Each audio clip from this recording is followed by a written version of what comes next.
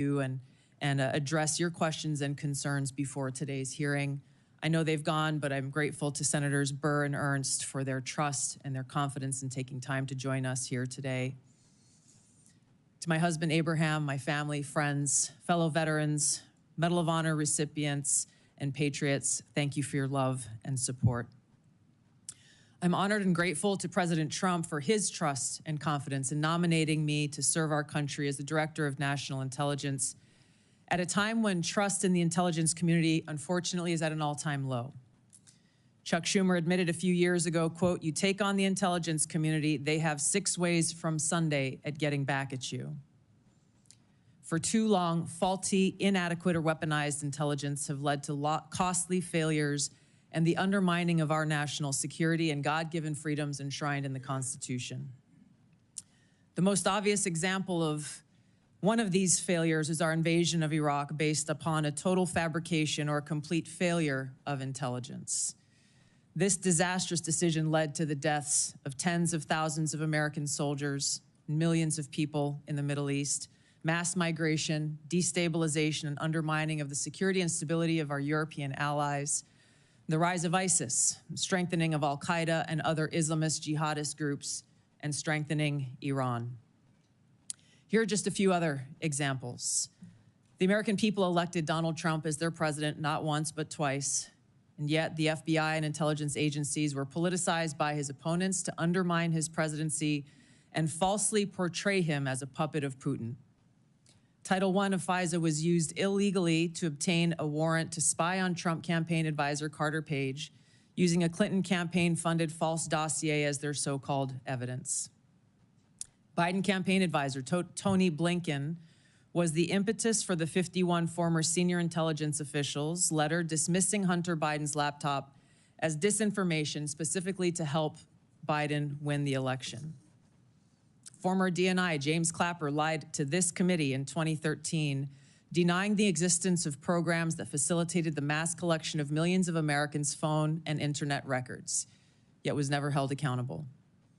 Under John Brennan's leadership, the CIA abused its power to spy on Congress, to dodge oversight, lied about doing it until he was caught, and yet has never been held responsible. Under Biden, the FBI abused its power for political reasons to try to surveil Catholics who attend traditional Latin Mass, labeling them as quote-unquote radical traditionalist Catholics. Personally, just 24 hours after I criticized Kamala Harris and her nomination, I was placed on a secret domestic terror watch list called Quiet Skies. Sadly, there are more examples. The bottom line is this must end. President Trump's re-election is a clear mandate from the American people to break this cycle of failure, end the weaponization and politicization of the intelligence community, and begin to restore trust in those who've been charged with the critical task of securing our nation. If confirmed as DNI, I will do my very best to fulfill this mandate and bring leadership to the intelligence community with a laser-like focus on our essential mission, ensuring the safety, security, and freedom of the American people. As the President's principal intelligence advisor, I'll begin by leading by example, checking my own personal views at the door, and committing to delivering intelligence that is collected, analyzed, and reported without bias, prejudice, or political influence. I enlisted in the Army because of the horrific terrorist attack on September 11th and volunteered to deploy to Iraq in 2005, where I served in a medical unit. After nearly 22 years in uniform with 3 combat deployments to the Middle East and Africa, I'm now a lieutenant colonel in the U.S. Army Reserve, where I serve as a battalion commander of soldiers in Oklahoma, Missouri, and Arkansas. I served in Congress for 8 years on the Homeland Security, Foreign Affairs, and Armed Services committees. And it's my experience in the military and in the halls of Congress that have given me a deep understanding of the complex challenges that our nation faces, in both roles engaging with world leaders, in both roles being privy to highly classified intelligence. So I know firsthand how essential accurate, unbiased, and timely intelligence is to the President, to Congress, and to our warfighters. I also know the heavy cost of intelligence failures and abuses. Senator Collins, you led the creation of ODNI specifically to address those intelligence failures of 9/11 and Iraq's so-called WMDs. The need for the ODNI under strong leadership still exists today. If confirmed, I'll bring my experience and fresh eyes to leading the intelligence community. And my day one priorities will be to assess the global threat environment, identify where gaps in our intelligence exist, integrate intelligence elements, increase information sharing, and ensure that unbiased, apolitical, objective collection and analysis to support the president and policymakers' decision-making occur. I'll work to end the politicization of the intelligence community and ensure there is a clear mission focus in the IC on its core mission of this unbiased, apolitical collection and analysis of intelligence to secure our nation. I'll work to rebuild trust through transparency and accountability. This is a national security imperative. And I'll work to assess and address efficiencies, redundancies, and effectiveness across ODNI to ensure focus of personnel and resources is on our core mission of national security.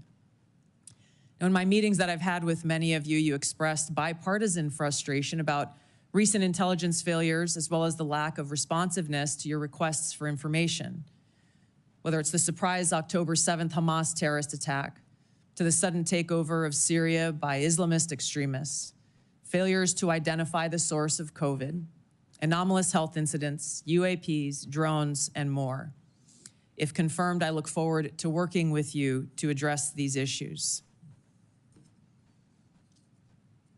Ensuring the safety, security, and freedom of the American people is a mandate of leadership that rises above partisan politics.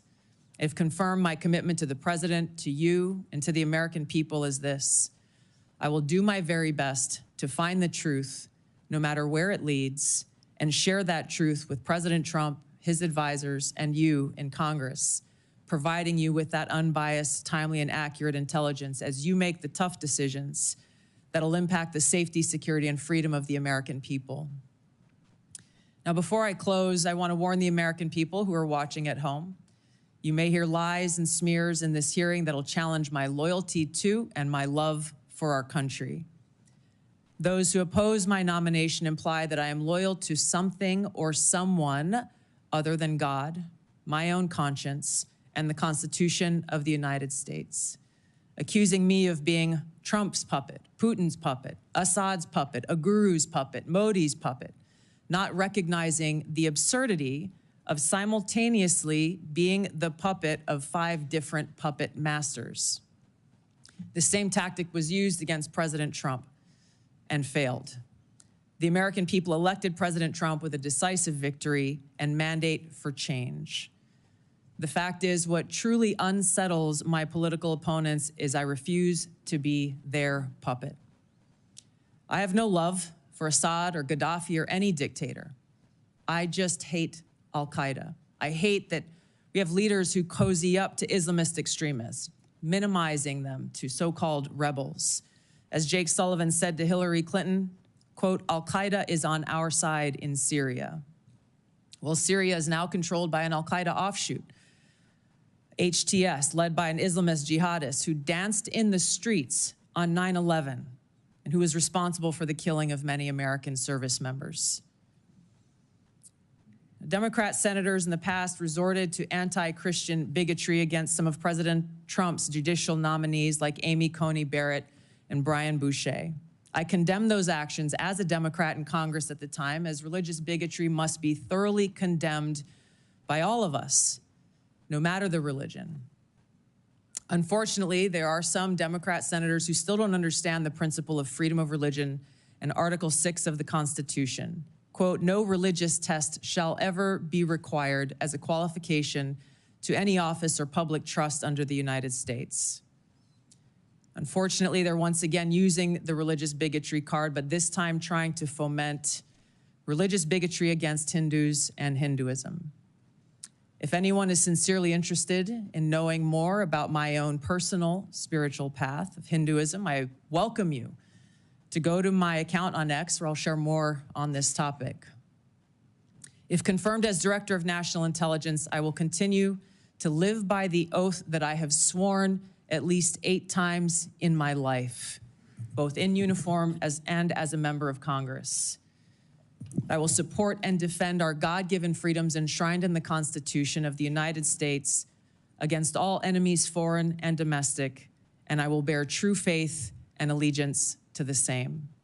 Thank you very much for your time. I look forward to your questions. Thank you, Ms. Gabbard. A few reminders before we begin our 5-minute round of questioning. First, a reminder to the audience, once again, I will not tolerate disruptions or disturbances, either in favor of or in opposition to Ms. Gabbard. We all came to hear from Ms. Gabbard, not from you. 2 reminders to my colleagues. We'll have a 5-minute round of questions. Not 5.5, not 6, 5-minute round. We will also have a closed session after this hearing in which you'll have another 5-minute opportunity to ask questions. Second, if any question, as Senator Risch alluded to, begins to approach the line of classified material, my crack staff will advise me and I will ask you to hold the question until we get to a closed setting. Mr. Chairman, could I just inquire? I was under the understanding that if in the open round, because this is the only time the American people will be able to see this judgment, you'd agreed if certain members needed to ask a second round of questions in the public setting, that would be available. As is our custom, if a member waits until the end of the opening round and has a follow-up question, then we will permit that follow-up question. Thank you, Mr. Chairman. Ms. Gabbard, if confirmed, you'll be entrusted with our nation's most important secrets. We're all entrusted with that information to serve the American people and to keep our country safe. Unfortunately, as you said in your opening statement, we've seen too many instances in recent years of people who were trusted with classified information and went on to abuse and politicize that trust. For example, in October 2020, more than 50 former intelligence officers, many of whom still held a top secret clearance, wrote a letter invoking their credentials to make false claims about Hunter Biden's laptop, likely being Russian disinformation. Do you agree that this was an example of intelligence professionals abusing and politicizing their past positions and credentials? Yes, Mr. Chairman, I do, and it is an example of what needs to end and why the American people elected President Trump to bring about those necessary reforms. Thank you. Will you commit that no one who abuses his past position and credentials in this fashion will hold a security clearance in the future? Yes. Thank you. Now, I want to be fair to my Democratic colleagues. Such abuses aren't just a problem on the left. Also in 2020, President Trump's former National Security Advisor, John Bolton, published a book in which he revealed sensitive conversations with the president on national security matters, including highly classified information. He didn't submit this book for review and approval to ensure that our national security secrets were protected. Do you agree that John Bolton's actions likewise undermined public trust? Yes, Mr. Chairman. Will you commit that no one who so abuses his past position and risks the exposure of classified information by publishing a book without submitting it for review and getting approval before publication will hold a security clearance again or be trusted with classified information again? Yes. Thank you. Let's move on to the topic of OD&I reform that I mentioned in my opening statement.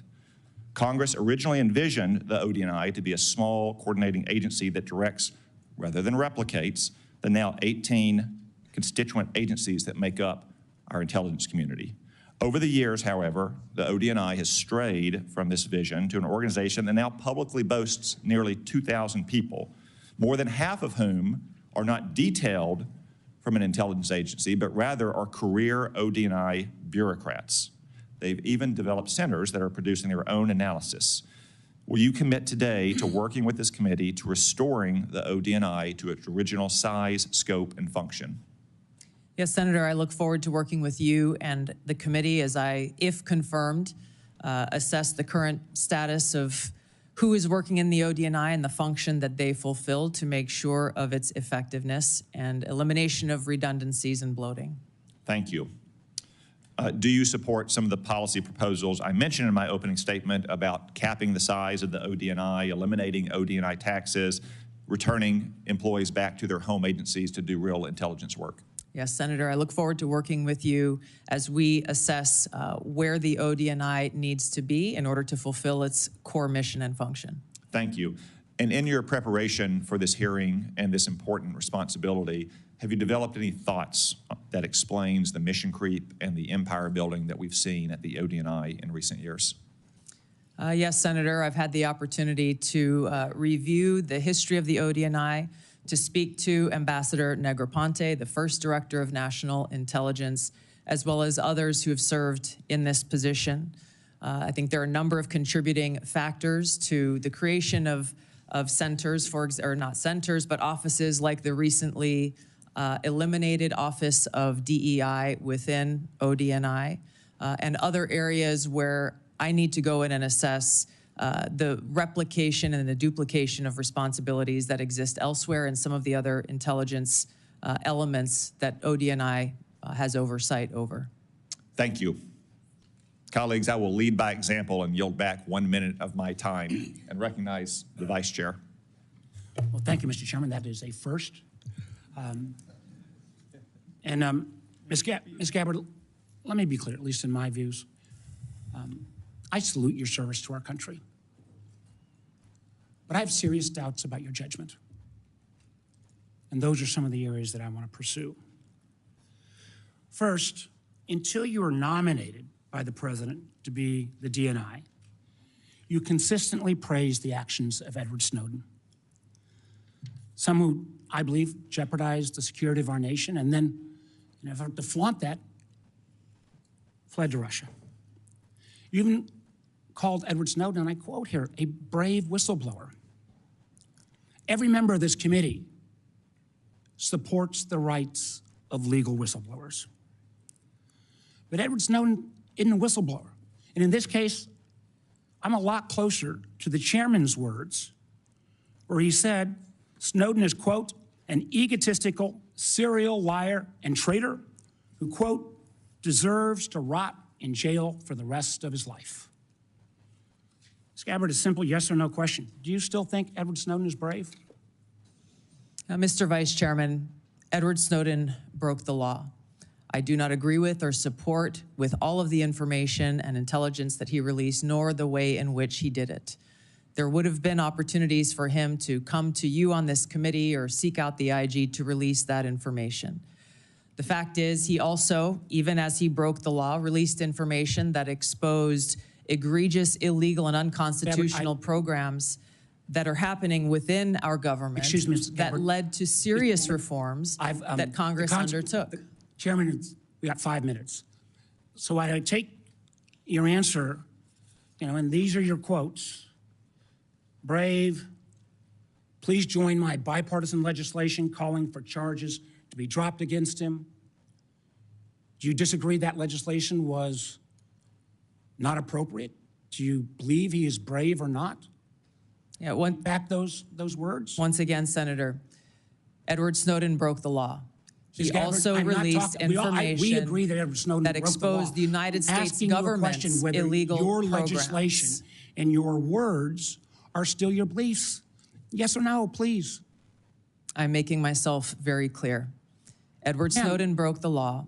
He released information about the United States government's I've got other issues illegal to raise. activities. Ma'am, If I may just finish my thoughts, Senator. In this role that I've been nominated for, if confirmed as Director of National Intelligence, I will be responsible for protecting our nation's secrets. And I have 4 immediate steps that I would take to prevent another Snowden-like leak. Ma'am, I would simply ask you again. I don't think you're going to answer. I agree with Tom Cotton. He's a traitor. You, for years, until you got chosen by President Trump, have celebrated this guy as brave. You've called for him to be pardoned, for his charges to be dropped. I cannot imagine a director of national intelligence that would say that kind of behavior is okay. How would we maintain the trust of the IC and the contractors who work for it? How would we maintain the trust of our Five Eye partners? I find it very troubling. Let me move to 702. I know other members are going to raise this. Remember, the 702 is critical to our national security. 60% of the president's daily brief, 60% of the information President Trump gets every day in a PDB will come from this. You've had a long history of opposing 702. Many members of Congress have. But one of the things you actually done that not many have is not to reform it, but you actually said you wanted to repeal it. But now, whether it's confirmation conversion, or whatever you call 702 vital. And I'm quoting, because of significant FISA reforms have been enacted since you left Congress. Ms. Gabbard, what are the reforms that have led you to now support 702? In the short time that I have, Senator, I will just note that my actions in legislation in Congress were done to draw attention to the egregious civil liberties violations that were occurring at that time.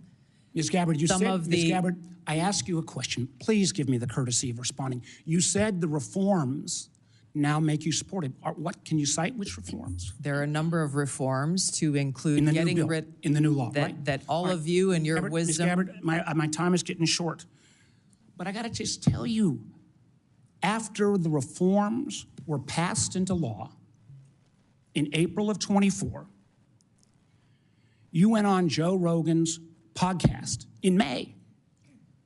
The bill is now law. And you said, quote, "This bill took an already bad problem and made it many, many times worse." Again, in my mind, this is a question of judgment. 702 is critical. I appreciate this late conversion, but I'm not sure I buy it because you've had such a consistent position. Again, I know my colleague's going to raise these, but rather than standing up to dictators like Putin and Assad, you've sometimes amplified his talking points. I mean, I just do not understand how you can blame NATO for Putin's brutal invasion of Ukraine. And when Assad used chemical weapons against his own people, you didn't condemn him. I can go through all the quotes. You actually questioned Americans' intelligence. Now, you mentioned a lot about trust. And one of the things that I'm so proud on this committee is, my friend Senator Burr said, we always follow the truth. I say on this committee, the most valuable work I do in this, and we have a bipartisan approach to intelligence. I think we have worked to try to keep the intelligence community and earn their trust, and frankly, earn the trust of the American people.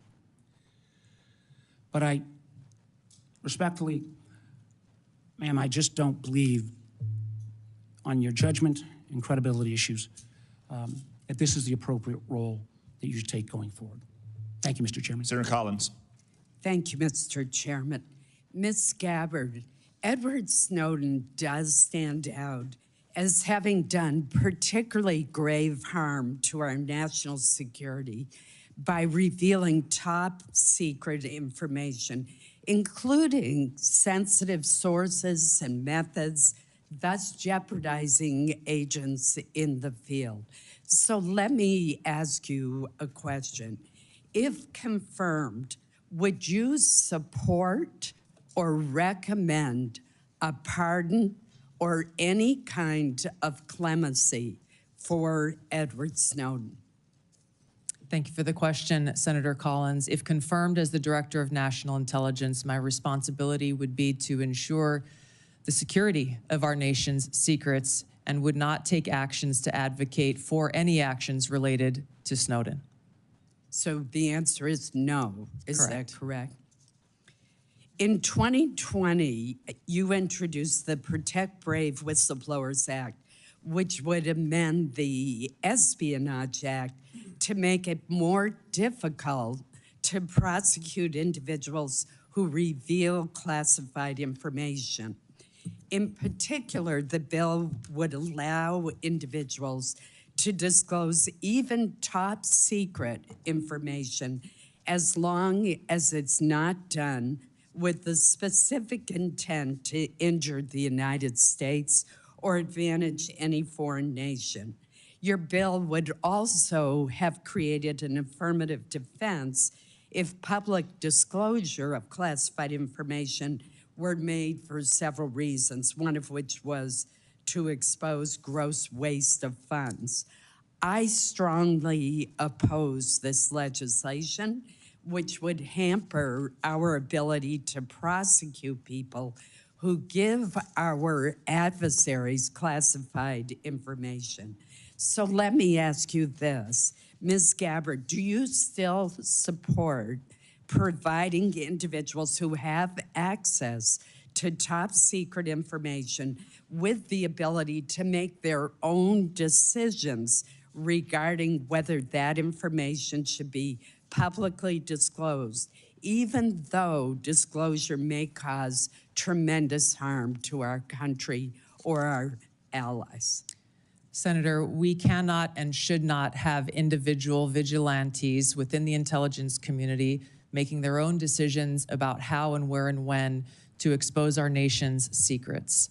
The intent of the legislation that you have pointed out was pointed towards ensuring due process for those who are charged under the Espionage Act in a court of law. This is a law that has been abused in some cases and used for political purposes. President Obama charged more people under the Espionage Act than all other presidents combined. If confirmed as the Director of National Intelligence, my sole focus and goal would be our nation's security, which includes ensuring the security of our nation's secrets. And I would work to make sure that we don't have any disclosures or vigilantes taking it upon themselves. There are numerous legal paths that will protect this information for those who feel they have concerns. And I look forward to working with you and this committee on making sure that those protections are known by every single person in the workforce and effectively implemented. So you do not support allowing individuals to make their own decisions without authorization to disclose secret information, classified information? Yes, and I believe we have the legal structure in place for those who have concerns to address them. As you know, there has been speculation in the press that you met with Hezbollah, a terrorist organization affiliated with Iran. Have you ever knowingly met with any members, leaders, or affiliates of Hezbollah? No, and it is an absurd accusation. Let me ask you one final question in the short time we have left. With Hamas, ISIS-K, the Houthis, all the Iranian proxies in Syria and Iraq, Yemen, and Al-Qaeda all posing general resurgences in the Middle East, Africa, and Central Asia, I'm alarmed at the lack of focus by the IC on this threat to our safety. We don't want to have to call you back to this room after a terrorist attack and ask, how did the IC miss this? Great power competition, China, Russia, definitely pose threats to our country, but the terrorist threat is arguably the most imminent threat, according to former FBI Director Chris Wray. If confirmed, what would be your strategy to refocus the IC on the terrorist threat to our country and to Americans abroad? Thank you, Senator. I agree with your assessment, and this speaks to the need for the ODNI to exist, to redirect those resources, identifying the gaps in intelligence so that we are able to get ahead of these threats instead of coming around after the fact and trying to assess why did we not know about this sooner so that we could have taken action to prevent it. Thank you.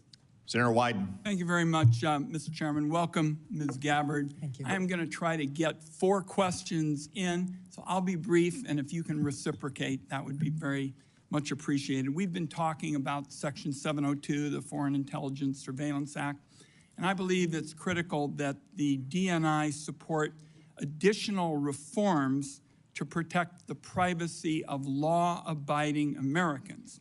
In your written response to committee questions, you wrote, and I quote, "Warrants should generally be required before an agency undertakes a U.S. person query of Section 702. Is this your current position?" Yes, it is, Senator. And as you'll note in that written response, I noted some exigent circumstances with which there may be other options. But I also want to make a note that a simple warrant requirement is ultimately going to be a policy decision that all of you will make. I would point to history, to some examples. Time is short. I'm glad you answered in line with your written answer that you support a warrant. Section 702 also involves a huge loophole now that was included recently that could allow the government to force anyone with access to a Wi-Fi router or cable box to secretly participate in the warrantless surveillance program. Do you support, as I do, eliminating this language? Senator, I would have to look more into that and assess, if confirmed, what the impacts of the implementation of the existing safeguards are and come back to you in Congress as you look at reauthorization. It is a massive loophole, and I hope to hear after you've looked at it that you'll be supportive of my efforts. Let me turn now to the question of the Inspector General situation. Can the President of the United States refuse to fund the Inspector General for the intelligence community despite appropriations from Congress? And here I'd like a yes or no. Senator, I don't know about the legal authorities, but I understand the essential role that the inspectors general play.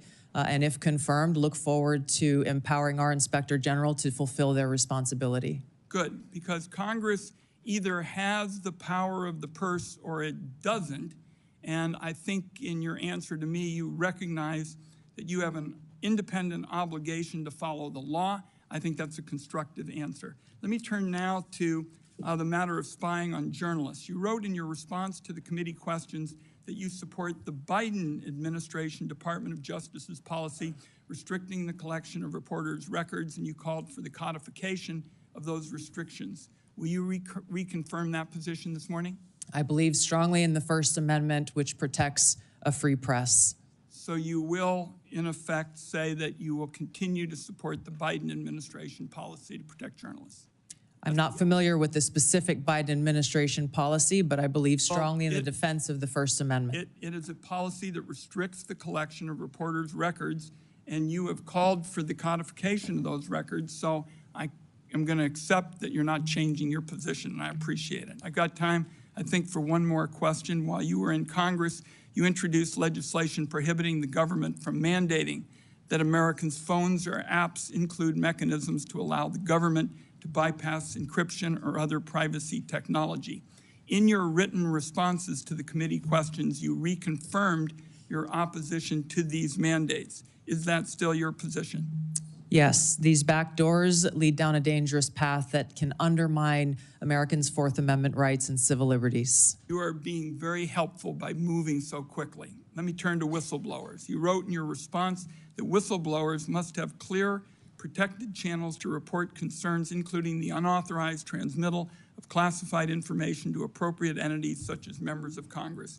Do you agree that IC whistleblowers must have a clear path to this committee and that they don't need permission from agencies to talk to us? That's a yes or no.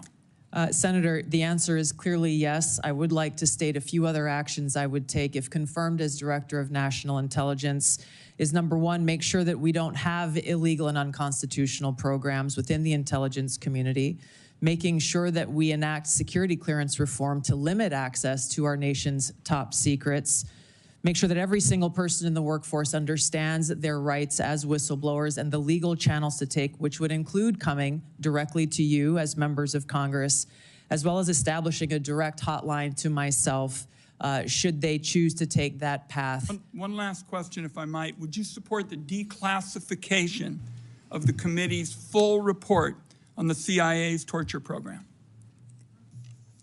Senator, I believe in transparency. I have not seen this, and so cannot make an honest assessment for that answer. Thank you, Mr. Chairman. Senator Cornyn. Welcome, Ms. Gabbard. Congratulations and thank you for your service to our nation. I hope you will take to heart the chairman's comments about the exploding bureaucracy, not only in the government generally, but in the office of the Director of National Intelligence. This is a critical role to be played, but unfortunately that role is not made easier or more effective by such a large, unwieldy bureaucracy. Do you believe that the President of the United States should get all of the lawfully collected intelligence that's available in order to inform his judgments as Commander-in-Chief? Senator, not only is the answer a strong yes, I would say that it is the Director of National Intelligence responsibility to make sure that the president has access to all the intelligence so that he can make the best informed decisions for our country. And you will be the one actually briefing him on a daily basis, correct? That's correct. And the president's daily brief, and we've heard that that is composed of about 60% of it's composed of information gleaned by collection under Section 702 of the Foreign Intelligence Surveillance Act. I've heard your comments to Senator Wyden and others. You and I talked about the importance of getting dissenting views in front of the president so that we don't have groupthink, which can be very dangerous, particularly in the intelligence collection areas. And I appreciate your agreeing that presenting the policymakers, including the president, with dissenting views is very important. Are you aware that overwhelmingly the courts that have looked at a challenge to Section 702 based on the Fourth Amendment and any potential warrant requirement have overwhelmingly said that the Fourth Amendment is not implicated by search of lawfully collected intelligence? I am aware, yes, Senator. And do you disagree with that?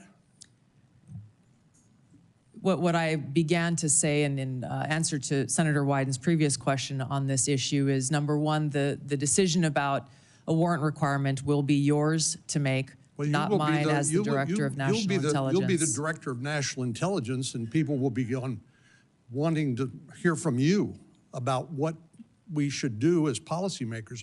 Admittedly, you're not going to be a policymaker, but you certainly will inform us. And wouldn't you do agree that the courts have overwhelmingly held that a warrant is not required, correct? Yes, Senator, I'm aware of the court rulings. What my commitment is to make sure that we uphold the Fourth Amendment rights of Americans in protecting against unlawful seizure and search. There are many different ways to do this. The devil is in the details. There are examples of how even in situations under Title I where a warrant is required to surveil a U.S. person. Title I is different. I agree. Correct. I agree with you on that. But my point, Senator, if I may just finish. Excuse me. If that was misused in the case of Carter Page, and basically an FBI lawyer lied in order to secure that warrant. Which is why there are safe. What would be necessary to be shown in order to establish probable cause to a judge in order to obtain a warrant? Again, Senator, that's not for me to say. That would be for you all to decide and for the Attorney General to weigh in on. Do you know what the elements of probable cause are and whether that's a practical and workable solution? This is the center of the debate, the high standard of probable cause that's required to get a warrant, and why this will continue to be a conversation, again, with the Attorney General weighing in and all of you in Congress making this policy decision. The CIA director, John Ratcliffe, said during his testimony before this committee that he believed that a warrant is not only required by law, but is actually impractical. Do you disagree with that or agree with that? I will be in a better position to make an assessment on the practical implications of this if confirmed as DNI. My commitment remains to uphold the Constitution and Americans' Fourth Amendment rights. Where would the warrant be sought? Would it be in the Foreign Intelligence Surveillance Court, or would it be in some other Article III court? My understanding is that it would be in the Foreign Intelligence Surveillance Court. Are you aware of the fact the Foreign Intelligence Surveillance Court has held that a warrant is not required? I am aware. Thank you. Thank you. Senator Heinrich. Thank you, Chairman. Welcome. You traveled to Syria and Lebanon in January 2017. Bassam Kawam personally paid for that trip, and Bassam and his brother Ilyas accompanied you to both Lebanon and Syria. The Kawam brothers have links to the Syrian Social Nationalist Party, an ally of Hezbollah. And in fact, in 2008, the Syrian Social Nationalist Party participated in the assassination of a former Lebanese prime minister and assisted Hezbollah in Beirut. When did you become aware of the links between the Qawam brothers and the Syrian Social Nationalist Party? Senator, thank you for your question. Just a point of clarification. I paid for my own expenses and travel on that trip. I was not aware of any accusations of these two Lebanese Americans associations until after the trip occurred. And that's when you reimbursed? Correct. Because Correct. originally- Not because of, I wanted to make sure that there were no perceived conflicts of interest. I addressed this specific question to these Lebanese Americans who had organized the trip, and they vehemently denied any associations with that group. There is not a great deal in the public record about what you and Syrian dictator Bashar al-Assad discussed for so long in January of 2017. And I think there's a great deal of interest from the American people about what was discussed in that meeting. So what did you talk about? And did you press Assad on things like his use of chemical weapons, systematic torture, and the killing of so many Syrians? Yes, Senator. Upon returning from this trip, I met with people like then Leader Nancy Pelosi and Steny Hoyer, talked to them and answered their questions about the trip. And quite frankly, I was surprised that there was no one from the intelligence community or the State Department who reached out or showed any interest whatsoever in my takeaways from that trip. I would have been very happy to have a conversation and give them a back brief. I went with former Congressman Dennis Kucinich, who had been there many times before and who had met with Assad before. A number of topics were covered and discussed, and to directly answer your question, yes, I asked him tough questions about his own regime's actions, the use of chemical weapons and the brutal tactics that were being used against his own people. Were you able to extract any concessions from President Assad? No, and I didn't expect to, but I felt these issues were important to address. According to your revised trip report, your third meeting in Syria after meeting with Assad and then his wife was with Grand Mufti Ahmad Badreddin Hassoun. Forgive me if I'm not pronouncing that correctly. In an October 2011 speech, the Grand Mufti warned the US and Europe that we will prepare suicide bombers who are already in your countries if you bomb Syria or Lebanon. What was the goal, or what did you accomplish by meeting with Grand Mufti? Yes, Senator, before going on the trip and during my time both in Syria and Lebanon, I made it a point to meet with different religious leaders, both Muslim leaders as well as various Christian and Catholic leaders who were there in the region. I did that both in Syria and in Lebanon to hear from them about what their concerns or thoughts were with regard to the war that was being waged at the time. Were you aware of his threats regarding suicide bombers in the United States? I was not and had not heard that until today. Who vetted the people that you met with on this trip to Syria and Lebanon?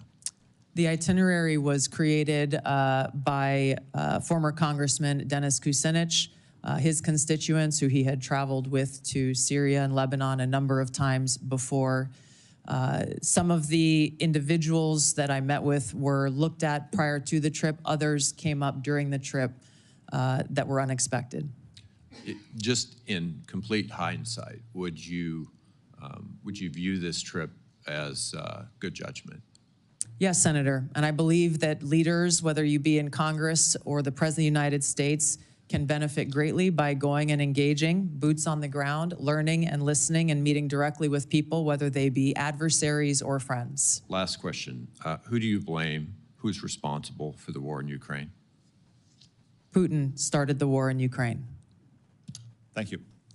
Senator Moran, before your questions, I want to extend all of our condolences in particular to you for the loss of life for your fellow Kansans last night in that air crash. Our prayers are with all of your people back home who lost loved ones. Thank you, Mr. Chairman. So many people here and throughout the halls of Congress have been very kind and expressing their condolences, and I appreciate you saying this in this setting just now.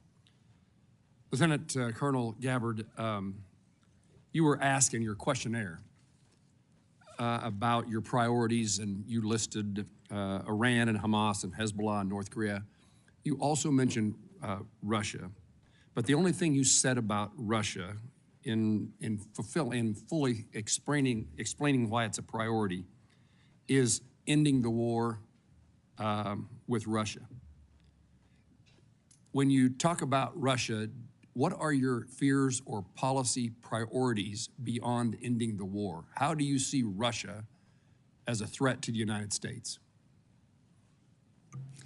Senator, if confirmed as the Director of National Intelligence, it will be paramount for me to assess where our intelligence gaps may exist so that I can provide the President and all of you with the most accurate full picture of that threat assessment to directly answer your questions. I think that it is a complex environment. Russia remains a strategic competitor. There are a number of concerns that have to do with their nuclear weapons, as well as how the decisions and policies that are being made by this body and by the President will impact our own national security, which is my foremost concern. I want to make certain that in no way does Russia get a pass in either your mind or your heart, or in any policy recommendation you would make or not make. Senator, I'm offended by the question because my sole focus, commitment, and responsibility is about our own nation, our own security, and the interests of the American people. In carrying out the responsibilities of the Director of National Intelligence, if confirmed, no country, group, or individual will get a pass in my fulfilling that responsibility of providing that full intelligence picture so that you all can make the best informed policy decisions for the safety, security, and freedom of the American people. You have my commitment to be completely objective, unbiased, and apolitical, and I hope you understand my commitment to our country's interest. I absolutely do. You have answered my question in the manner in which I wanted to hear, that you will do this in an objective manner, provide the information necessary, and that Russia, if it's a threat, you will tell us so and tell us the details of that threat. Yes, Senator.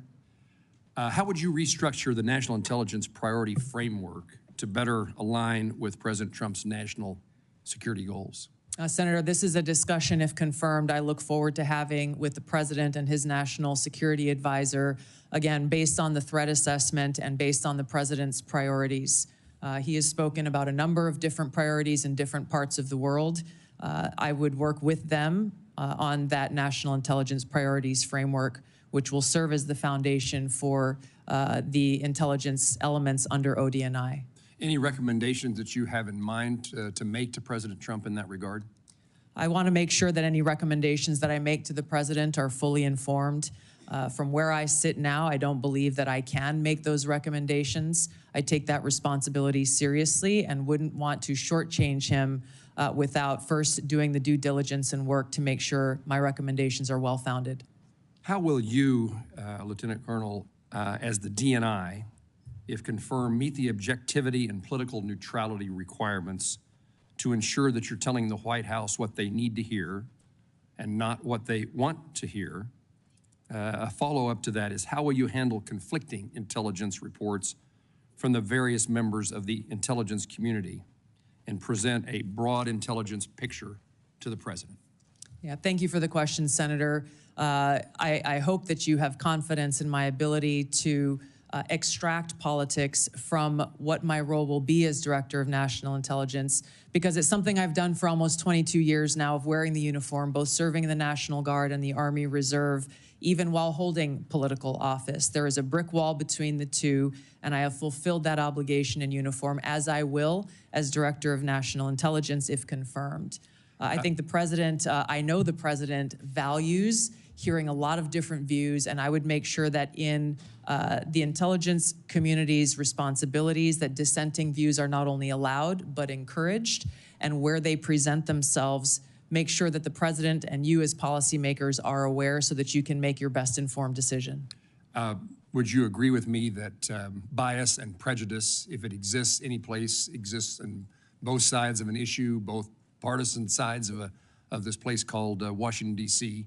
And the goal, the effort that you will make is to make certain that all the information is presented in a nonpartisan, direct, and manner based upon the facts as known. Yes, Senator, I agree, and you have my commitment. This is essential for the American people and all of you to have faith and trust in the intelligence products that are being delivered. One of the greatest challenges is knowing who's telling us the truth, and we need a DNI who tells the truth. True? Yes, I have a long record of speaking truth to power and would continue that commitment if confirmed in this role. Thank you. Thank you, Senator Moran. Senator King. Thank you, Mr. Chairman. And Ms. Gabbard, I certainly want to applaud and express my appreciation for your service, both in the military and in the Congress. Two very challenging jobs, and I want to thank you for that. I noted that Edward Snowden was in Hawaii, of all places, for a year and a half before he fled to Hong Kong and then on to Russia. Did you ever meet him or have any contact with him during that period, or subsequently with telephone calls, emails, Zooms, contact with he or his lawyers? No, Senator, not at any time have I had contact with Edward Snowden. And you introduced a bill in 2020 that was essentially a pardon. It basically said all charges should be dropped. You had a lot of whereases in that bill. Where did the factual basis for those whereas clauses come from? Senator, if I recall, in that bill, it came from publicly available information. I see. And were you aware that there was a bipartisan committee report from the House Intelligence Committee in 2016 on Snowden's activities? I don't recall specifically at that time, but I am aware of that committee's report and executive summary that was reported publicly. I did not have access to the classified report that summary was based on. Did you read that report prior to filing your bill in 2020? Senator, I don't recall specifically. I remember reading a lot of materials prior to filing that bill. Well, the bipartisan committee report, the first item, Edward Snowden perpetrated the largest and most damaging public release of classified information in U.S. intelligence history. Goes on to say Snowden caused tremendous damage to national security, and the vast majority of the documents he stole have nothing to do with programs impacting individual privacy. But you don't recall ever seeing the work of that committee? I'm aware of those conclusions drawn. Edward now, Snowden. Were you aware at the time? Yes, I was, Senator. And Edward Snowden broke the law. There's no question about that. He should not have released all of that information that caused that harm. There's no question about that. How many documents did he release? I know that he took over 1 million documents. I don't know specifically how many of those 1 million he specifically released. Well, you stated very unequivocally today, Snowden broke the law, but you introduced a bill in Congress along with Congressman Matt Gaetz to essentially pardon him. So he broke the law, but it wasn't all that serious. Is that what you thought in 2020? I take very seriously upholding our Constitution and have sworn an oath to support and defend that Constitution over 8 times in my life. My statements in the past have been reflective of the egregious and illegal programs that were exposed in that leak. But you ignore the vast majority, as the committee found, bipartisan. I think Devin Nunes was the chair, Adam Schiff was the vice chair. The conclusion was that the vast majority of these things that he released had nothing to do with constitutional rights, the Fourth Amendment, but indeed were enormous compromises of our national security. You Senator, I focused on raising concerns around egregious, illegal, and unconstitutional programs that our government was conducting that clearly violated Americans' Fourth Amendment rights. I think the most important thing that I hope all of you find to be relevant here is that if confirmed as Director of National Intelligence, I would take seriously the responsibility to protect our nation's secrets, just as I have for almost 20 years of holding a security clearance of some sort myself, either secret or top secret, and have never once violated the responsibility and privilege that comes with holding that clearance, and have a specific action plan in place to make sure that there is not another Snowden-type leak in the future. I think you testified that you never saw the classified version of this report. That's correct. On page 22 of the report, there's a heading that's not classified that says, what damage did Snowden cause? And then there's a lot of redacted material. Did that not raise a red flag for you? Or do you not recall Edward seeing Snowden that? broke the law. Like I said, I did not have access to that classified. Did you seek access to it? I believe so, yes. This was quite some time ago. But you still introduced your bill to essentially give I them take apart. very seriously the protection of American civil liberties and our Fourth Amendment rights. If confirmed as Director of National Intelligence, I'd make sure that there is no further Snowden-type leak in the future, and that those who have concerns have legal channels to raise those concerns so that we don't violate and release our nation's secrets. There are about 20 Thank you, countries in Senator the King. world that don't. Senator King, time has expired. Senator Langford.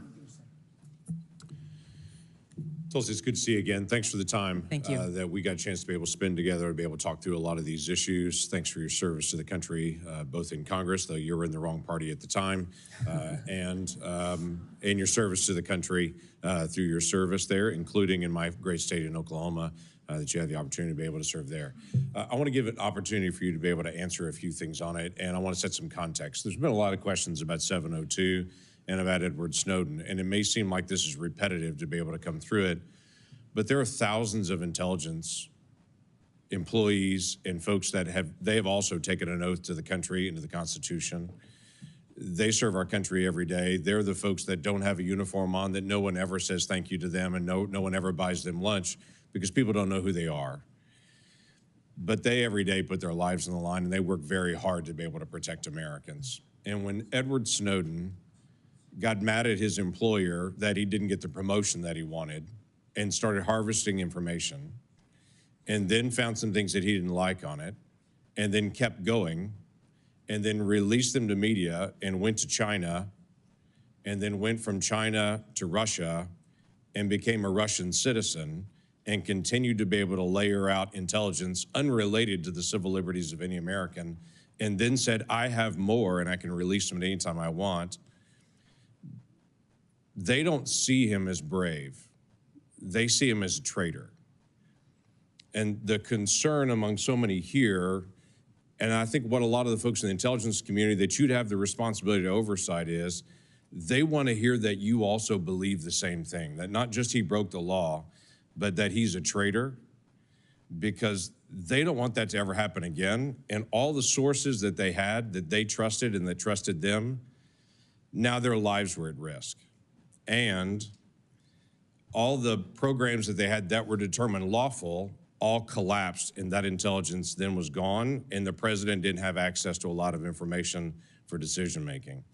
So this is a big deal to everybody here, because it's a big deal to everybody that you'll also oversee in that role as well. And so it's helpful for them to be able to hear your heart on this. So was Edward Snowden a traitor? Senator, my heart is with my commitment to our Constitution and our nation's security. Ours too. Thank you. Yeah. I have shown throughout my almost 22 years of service in the military, as well as my time in Congress, how seriously I take the privilege of having access to classified information and our nation's secrets. And that's why I'm committed, if confirmed as Director of National Intelligence, to join you in making sure that there is no future Snowden-type leak. And I would do so by taking 4 specific actions.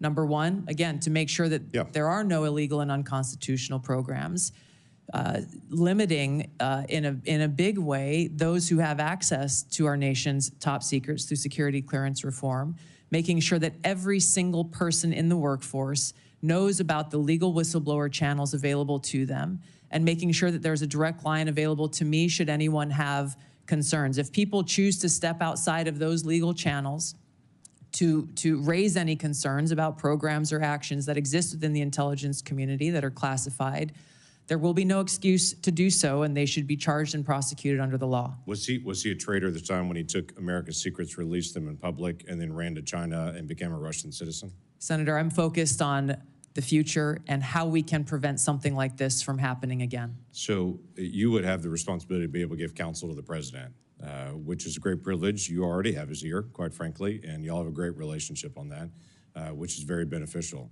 But when President Trump chose to take the strike on Soleimani, he was also at that same time going through an impeachment in the House. And you were kind of tough on him at the time about that. You called it a declaration of war. You said that the Soleimani strike will lead to an outcome that will further undermine our national security. As a member of Congress, I also take seriously declaration of war and our responsibility in that. He was acting in a way that he came out and the intelligence gave that Soleimani was in the process of preparing a strike on American citizens and those folks that were in the field at the time. I guess the question that I have is, the ODNI will sit with the president, will provide options to the president and say, here are the options that you could take. Would you have presented a Soleimani strike at that time, looking back at it now in retrospect and saying this is an option you could take and here's how to be able to do it? Yeah, thank you, Senator. It's an important question. If confirmed as Director of National Intelligence, I would make sure that the president has all of the objective analysis and intelligence reporting so that he can make that best informed decision, including all of the options and actions that he has available to him, which should exist alongside an assessment of what the possible repercussions or responses to those actions may be. My own personal views have no place in that assessment and that providing to the president and his advisors with all of those options available. Thank you, Senator Langford. Senator Bennett. Thank you, Mr. Chairman. I would like to repeat my colleague's question to you. Thank you for being here to answer these questions and for your service. Was Edward Snowden a traitor to the United States of America? Senator, I will also repeat my answer. He broke the law. You said earlier that you were offended by a question that my colleague from Kansas asked, which I think was his duty as somebody on this committee to fulfill his responsibility to advise and consent. We are not here to be a rubber stamp for the President of the United States. So let me ask you again, do you believe, as the chairman of this committee believes, as the vast majority of members of our intelligence agencies believe, that Edward Snowden was a traitor to the United States of America? Senator, if confirmed as Director of National Intelligence, I will work with you to make sure that there is not another Snowden-like leak. Media. It's not a moment to propagate theories, conspiracy theories, or attacks on journalism in the United States. This is when you need to answer the questions of the people whose votes you're asking for to be confirmed as the chief intelligence officer of this nation. As my colleague said, this is not about you. It's about the people that serve the intelligence agencies of the United States. Is Edward Snowden a traitor to the United States of America? That is not a hard question to answer when the stakes are this high. Senator, as someone who has your served answer, in yes uniform, or no, is Edward Snowden a traitor to the United States of America? as someone who has I'll go on worn to our my uniform questions. in combat, I understand how critical our national security Apparently is. you don't. Apparently you don't. Let me ask you, I've worked very hard to put your own words here in front of the committee. Not, fake news, not conspiracy theories on the internet, but the actual things that you have said. On February 23rd, 2022, at the very moment that Russian tanks were rolling across the peaceful border of Ukraine for the first time, you tweeted at 11:30 p.m. your time, "This war and suffering could have easily been avoided if Biden administration / NATO had simply acknowledged Russia's legitimate security concerns regarding Ukraine's becoming a member of NATO." Did you say that, yes or no? I believe you're reading my tweet, Senator. Yes is the answer. A few months later, you said on your podcast, and I quoted it, quote, "But this regime change war against Russia that the U.S. and NATO are waging via their proxy in Ukraine didn't begin when Putin invaded Ukraine. They had their eyes set on this objective long before that." Did you say that, yes or no? I believe you're reading my tweet. Thank There's you. a The lot answer is more. yes. You're quoting a podcast that I'm provided much more happy to have a context. conversation with the chairman about whether I'm taking anything out of context. I don't think I am. And your answer is yes. Are you aware that your comments about proxy wars and Russia's legitimate security concerns, to quote your own words, are in alignment with what the Russians have said to justify their invasion of Ukraine? Yes or Senator, no? I don't pay attention to Russian So I'll propaganda. take My that as goal is to I'll speak take the that as truth, the answer is no. regardless of whether Thank you like it or not. I'll take it. That's fine. You said you are used to speaking truth to power. Yes. I'm shocked to hear you now say that, you know, you are agreeing. I'm not shocked because I know you said it. You are agreeing that you basically said that Putin was justified in rolling over the peaceful border of Ukraine, the first time since World War II that a free nation had been invaded by a totalitarian state. And you were there at 11:30 p.m. that night to say that you were with them, not us. And let me tell you something. You say you don't know because you don't read Russian propaganda. Russian state TV then aired your comments. Did you know that? Senator, I think you should also quote the statement that I made criticizing Putin for his invasion What of I Ukraine. would say, Mr. Chairman, with the last, it's up to all of us. We're the Senate. We get to decide whether we're going to confirm this nominee. Obviously, we didn't select this nominee. But can't we do better than somebody who doesn't believe in 702? Can't we believe that somebody who can't answer whether Snowden was a traitor 5 times today, who made excuses for Vladimir Putin's invasion of Ukraine, the first time that I'm aware of any American official has done that? I'm questioning her judgment. That's the issue that's at stake here. And as you said, and I totally agree, this is about our intelligence officers. And you cannot answer. Most of what we do here is in secret. This is one of the very few opportunities that you will ever have to have a conversation with this panel in public. And the record is going to be very clear about the position you took with regard to Edward Snowden. And the record is going to be very clear about your reaffirmation of the statements you made in the middle of the night when Russia was invading the free country of Ukraine. And Senator I hope Bennett, we will your take time- that in your time has expired. consideration when Senator we Bennett, have this vote. Your time has expired. I will note that during Senator Bennett's question and answer, there was 2 disturbances in the room. The first sounded like a cell phone. I would ask everyone on both sides of the dais, if you have not silenced or turned off your cell phone, please do so now. The second disturbance was the cries of a small child. We will welcome such disturbances because the cries of an infant are the sound of answered prayers. Senator Rounds. Not only here, but the answered prayers in church when they cry as well, Mr. Chairman. First of all, thank you for your service to our country. I think part of the discussion here, as you can see, we feel very, very strongly about FISA 702.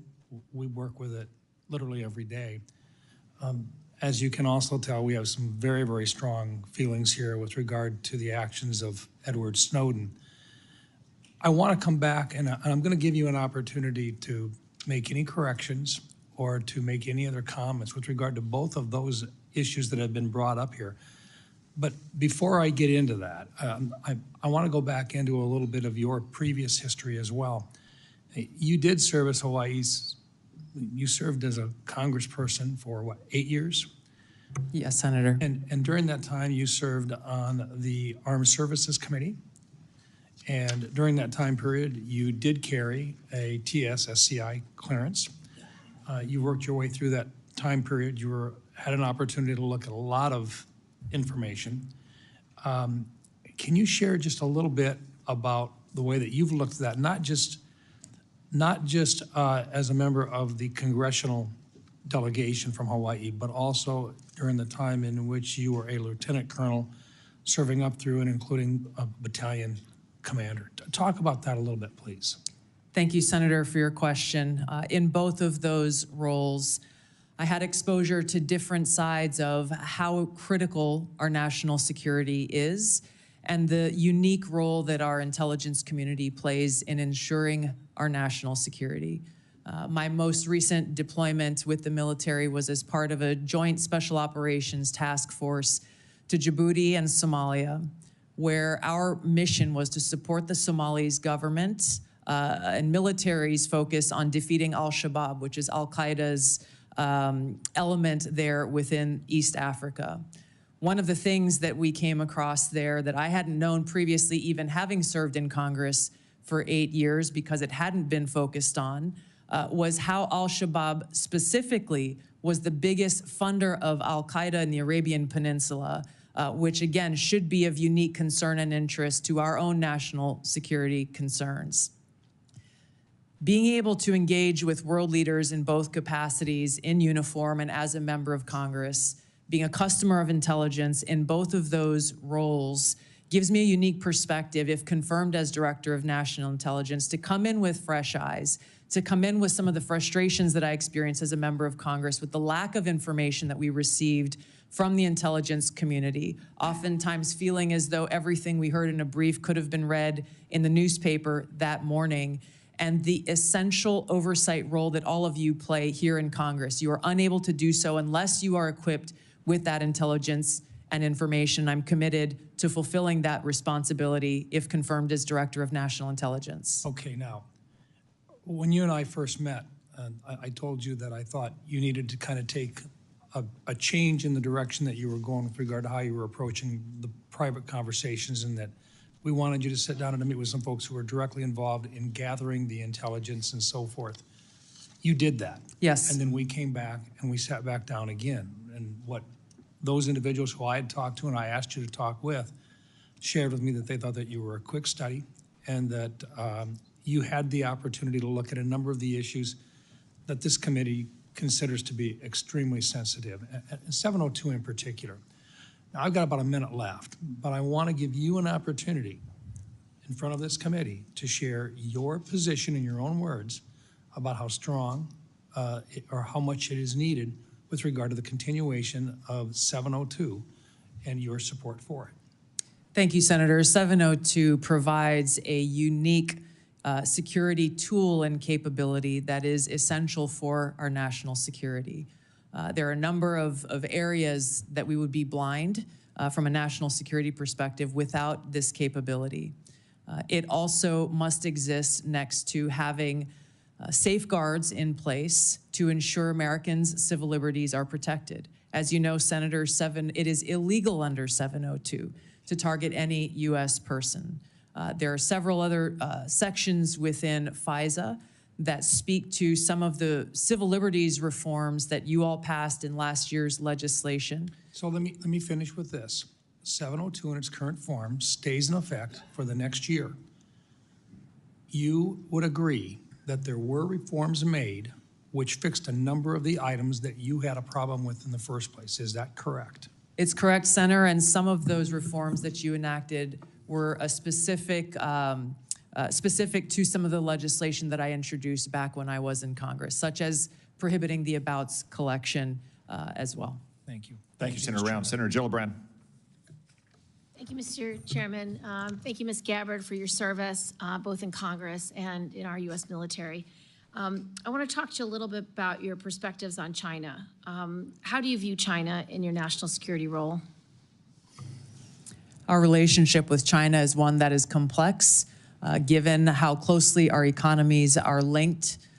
There are a number of challenges and threats that need to be navigated with respect to China, some of which have come up most recently with this very serious cyber exploitation in Salt Typhoon and Volt Typhoon that seemingly took us by surprise, and the compromising of our major telecom companies and an area of significant and great concern. So some of your past statements that are relevant to China are concerning because I don't think it fully appreciates China's perspective towards the United States. For example, with regard to TikTok.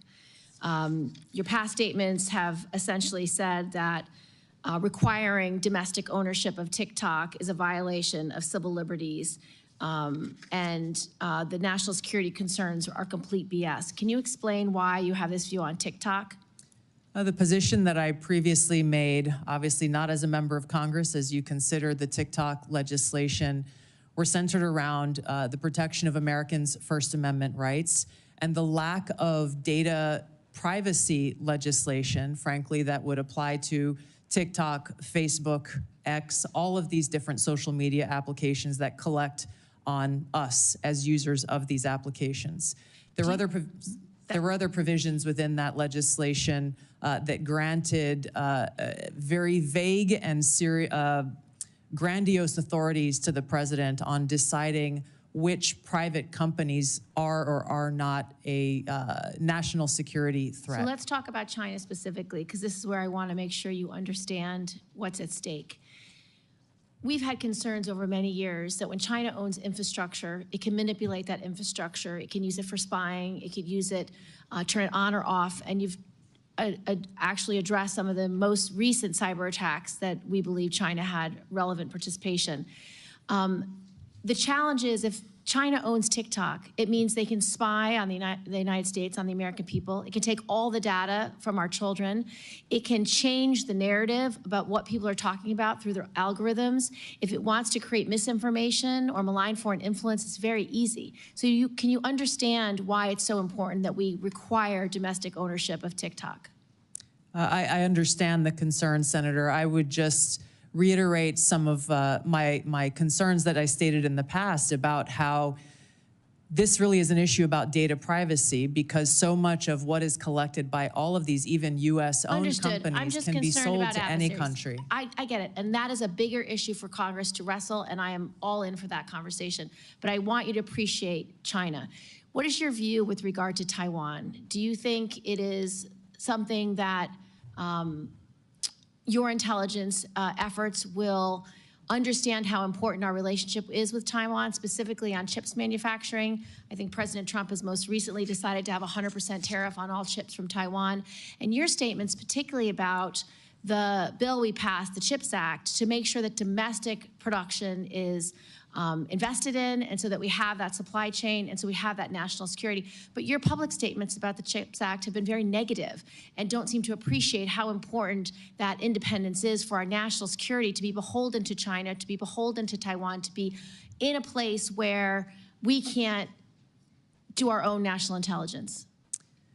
Yes, Senator, I fully support the investment in building and strengthening our own domestic capabilities. If I recall, that legislation had a lot of other provisions in it that had nothing to do with the production of our own capability, and I felt were a distraction away from and a potential obstacle towards achieving that. So you will recommend to the president that we continue to invest in the semiconductor industry in the United States for our own independence as well as our own national security?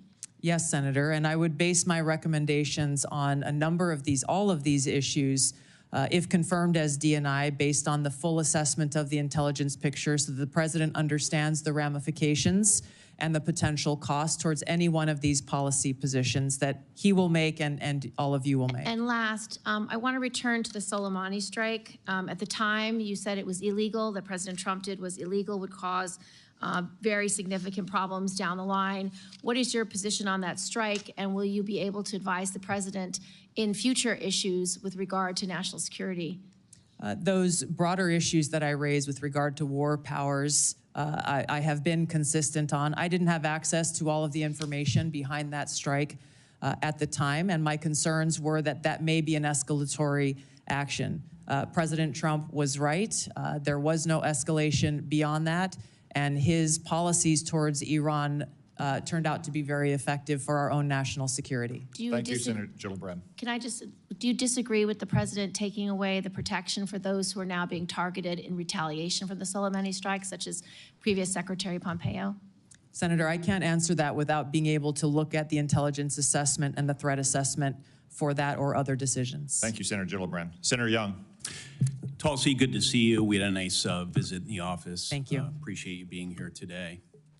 It was clear from that visit in the office that we share a lot of concerns about ill-advised foreign regime change interventions, about the weaponization in certain instances of our domestic law enforcement and intel authorities. Let me talk about something, Edward Snowden, on which we may not agree. It's been recognized he fled overseas with the numbers 1.5 million classified documents. He shared them with the press. He absconded to China and Russia. Do you have any response to the bipartisan findings of the House Intel Committee, which stated that, quote, Snowden caused tremendous damage to national security, unquote, including to military, defense, and intelligence programs of great interest to America's adversaries? I'll give you an opportunity to respond, hopefully briefly. Thank you, Senator. As I've said before, Edward Snowden broke the law, and I do not agree with how he chose to release information and the extent of the information and intelligence that he released. It's my focus on the future, and I think we can all agree that we do not want to have another Snowden-type leak, and I've laid out specific actions, if confirmed as DNI, to do that. Okay. Well, it's notable you didn't say, yes, he clearly hurt in various ways our national security. The same House committee also reported that based on DoD assessments, should the Chinese or Russians access certain documents relating to DoD capabilities that we know Snowden stole, quote, American troops will be at greater risk in any future conflict, unquote. Do you have any reflection on this assessment? I would be very concerned about that. I have not had access to the information or intelligence that led to that assessment, but anything that puts our men and women in uniform unnecessarily at risk should be a grave concern. Yeah. I share that sentiment as a former Marine Corps intelligence officer.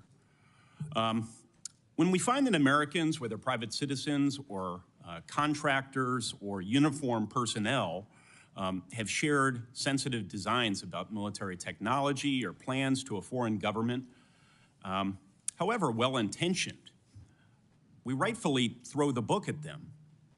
Snowden did just that, yet you have argued, and many times, that he should be pardoned. You introduced legislation, as has been discussed here. He's been able to publicly hide, as I see it, behind this facade of being a so-called whistleblower.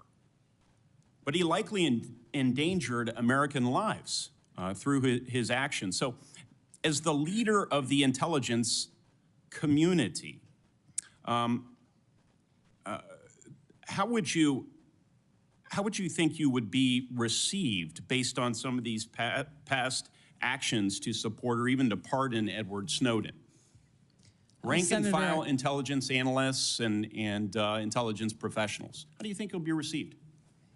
I'm grateful, Senator, to have received letters of endorsement and support from many current and former individuals who've worked within the intelligence community, those who've worked or are still working within our military, because I believe they trust that my goal, my sole goal and interest is in our nation's security and upholding our oath to the Constitution.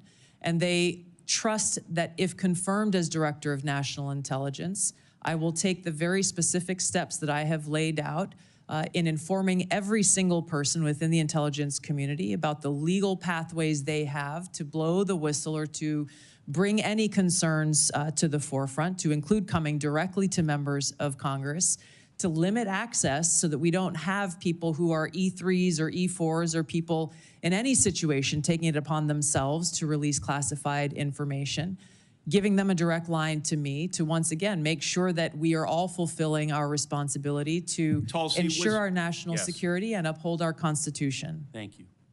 Tulsi, was Edward Snowden false to an obligation or false to a duty?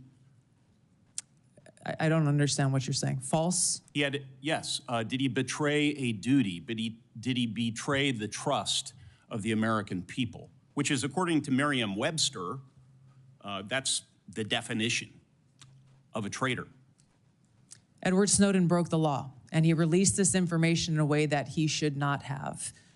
He also acknowledged and exposed information that was unconstitutional, which drove a lot of the reforms that this body has made over the years to make sure that Americans' constitutional rights are protected. Well, for what it's worth, Mr. Snowden is watching these proceedings. He's posted on social media even, indicating that Tulsi Gabbard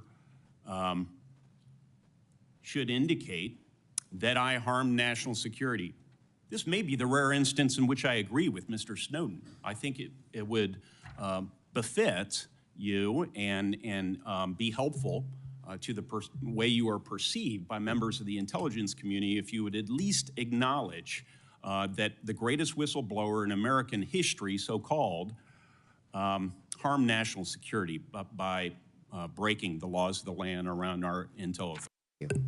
Thanks, Senator Young. Senator Kelly. Thank you, Mr. Chairman. Colonel Gabbard, I want to first say thank you for your service to this country. Likewise. In Congress and in the Army. And thank you for meeting with me a couple of weeks ago, and thank you for being here today. You're nominated to lead and coordinate across the intelligence community's numerous sources of collection and analytic capabilities. In a few sentences, can you describe how you make assessments and how you're going to sift through all this intelligence and make careful and thoughtful conclusions? Yes, Senator, there are great professionals who work within the intelligence community. I will build a strong team around me as they present the intelligence reporting to provide to the President through the President's daily brief and to respond to issues and concerns that this body has. I will welcome dissenting voices to be able to make sure that this information intelligence is thoroughly vetted prior to presenting it, and make sure that the truth is reported, whether that truth is convenient or not. Well, thank you, Colonel Gabbard, and I appreciate that. The President and others are going to rely on that. I want to discuss such an assessment made by the IC. For years, the U.S. analyzed evidence of numerous chemical weapons attacks in Syria. Eventually, we were able to assess that Bashar al-Assad was responsible for a number of these attacks that slaughtered his own civilians. Do you accept the conclusion broadly that Assad used chemical weapons against Syrians? Yes, and I'm on the record for years of agreeing with that broad assessment. Thank you. Among the attacks the U.S. assessed Assad was responsible for 2 that occurred in Douma and Khan Sheikhoun in Syria.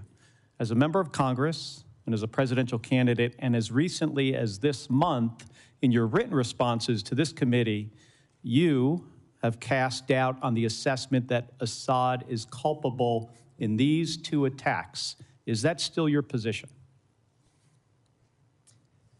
Senator, I raised those questions given conflicting information and evidence that was presented at that time. Okay. Well, thank you. So to help inform the public, the Trump administration released declassified intelligence in 2017 and again in 2018. Showing how experts analyzed multiple types of evidence, satellite imagery, medical experts' witnesses, describing sources, and showing the reasoning used to determine Assad's culpability in using these chemical weapons, including in Douma and Khan Sheikhoun in these attacks, the ones that you questioned. I have 2 documents I want to submit for the record, Mr. Chairman. Admitted. Thank you. Were you aware of the declassified assessments, the one I referenced? Yes, I was. And as a member of the House Armed Services Committee and the Foreign Affairs Committee, did you take time to review these? Yes. Okay, thank you. And can you explain to me then why you doubted the intelligence community's conclusions in these 2 cases, Douma and Khan Sheikhoun, but not the others? And please be specific. These 2 cases were being looked at as to be used as a pretext for major military movement, and my fear was a repeat of the deployment of another 500,000 soldiers like we saw in Iraq towards what was the Obama administration's goal, which was regime change in Syria.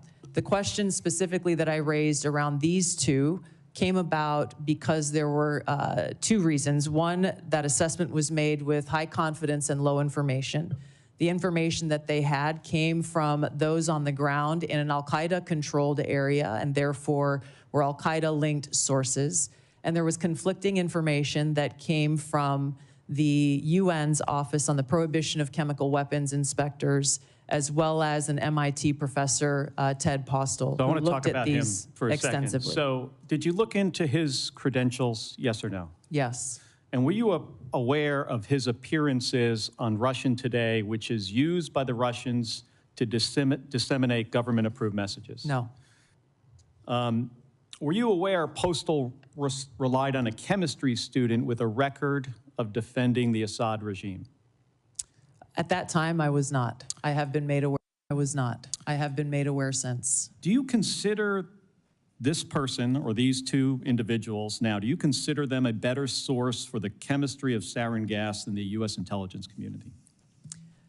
I assess that at the time, the information, I don't know the second person you're referring to, but MIT professor Ted Postel and the inspectors of the OPCW provided some credible questions that deserved examination. Okay, thank you. Did you attempt to weigh Postel's claims against the significant evidence and assessments already conducted by the IC? Yes, I did. Okay, thank you. So here's my concern here, Colonel. When we began this, you described a thoughtful approach to analyzing intelligence and reaching conclusions. This is what we expect of our professionals. But we just kind of walked through how you came to question Assad's use of chemical weapons in these two cases with a different approach. And I don't reject seeking out differing viewpoints. We need to do that. But you started from a place of doubting the conclusions of the U.S. intelligence community, and then you sought out information that confirmed your viewpoint. That led you to embrace the opinions of two individuals that I think we disagree on this. You think they had expertise, I do not, and others do not. But these individuals were sympathetic to Russia and the Assad regime. It also led you to minimize or discount the overwhelmingly information that contradicted your viewpoint, including the expert assessments of our own intelligence community. And they don't get it right 100% of the time. I get that. But what I have seen makes it clear that at the same time that you were skeptical of our intelligence community's assessments, you would not apply the same skepticism to information that came from sympathizers of Russia and Assad. And I think that's something that we should all be concerned about. Thank you, and I'm sorry for going over my time. Thank you, Senator Kelly. I want to recognize and welcome to the committee our newest member, Senator Budd, although we all regret Senator Rubio's departure. We're all pleased, as evidenced by the 99-0 vote, that he is now the Secretary of State, and that also pleased that we have a great new member on our committee. Senator Budd. Thank you, Mr. Chairman. I'm grateful for your leadership here as well. Colonel Gabbard, great to see you again. I enjoyed meeting you in my office a while back, and I've enjoyed our friendship and our time serving together in the U.S. House. So as you know, Section 3023 of Title 50 states any individual nominated for appointment as DNI shall have extensive national security expertise. You served 4 terms as a member of the House of Representatives, which is a constitutional office, and throughout your tenure, you were a member of the Armed Services Committee and the Foreign Affairs Committee. Is that correct? Yes, Senator. You also served over 2 decades in the U.S. Army, including holding commands at multiple levels and served through administrations of both political parties. Is that correct? Yes, Senator. Throughout your time in the U.S. House and in the Army, you've been both a consumer of intelligence and a policymaker. How important is it for the intelligence community to provide timely, relevant, factual, and objective intelligence to policymakers? Senator, it is nothing less than a matter of our national security. Too often in the multitude of intelligence failures that our country has seen, that objective has not been met. Now, CIA Director Ratcliffe talked about in his testimony before this committee how The CIA's own internal metrics have shown that analytic objectivity has gone down within that organization. This is the very kind of thing that I would seek to address if confirmed as Director of National Intelligence, is ensuring that politics, biases, or personal views are checked at the door. I would lead by example by doing it myself, and ensuring that that intelligence analysis and reporting meets the objective that the President and Congress requires, which is no politics, no personal abuses, and making sure that that objectivity in a timely, relevant fashion is brought to the President so that we can get ahead of problems in ensuring our national security rather than being caught on our heels and being forced to respond to them. Thank you for that. I think it's clear from your background and experience that you more than meet the statutory requirements for this position. I want to switch gears a little bit. There's been a lot of discussion today, and I think it's a necessary discussion about your position on 702, Section 702 of FISA. So I've personally had concerns, and I think we even talked about this when we served in the House together, and I actually voted against its reauthorization when I was in the House. However, I recently voted to reauthorize Section 702 with additional safeguards to end the politicization of the tool and to ensure privacy and civil liberties that they're protected. So, Ms. Gabbard, tell us, how has your thinking on Section 702 developed over time and why? And if confirmed, what will you do to ensure that this new statutory safeguards, that they're fully implemented? Well, Senator, as you pointed out, many of the concerns that we raised when we served in the House of Representatives were centered around the lack of safeguards to protect Americans' Fourth Amendment rights and civil liberties as it pertains to searching of U.S. persons with that incidental collection that occurs under 702. You and I both know and agree that the national security capability that is provided by Section 702 that enables this foreign surveillance on non-U.S. persons overseas is critical, period. My commitment is to make sure that our national security tools are maintained to fulfill that requirement while also protecting Americans' Fourth Amendment rights and protection against unlawful search and seizure. There are a number of those reforms that you referenced, such as the prohibition of abouts collection, which we brought up when we served in the House, making sure that 100% of U.S. persons by the FBI on this incidental collection are reviewed by the Attorney General herself. There are a number of other reforms that I believe strengthen significantly those safeguards, a number of them that I had worked to try to bring into place when I was in the House of Representatives.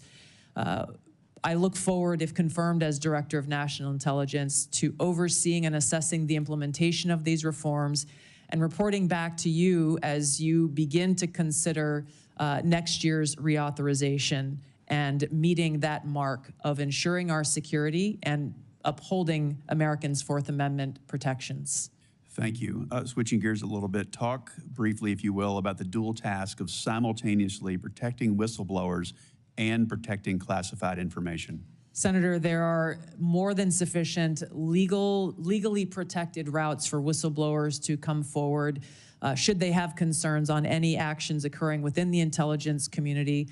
I've spoken about the additional protections that I personally will put in place if confirmed as Director of National Intelligence, understanding the seriousness of protecting our nation's secrets, and one that I hold personally.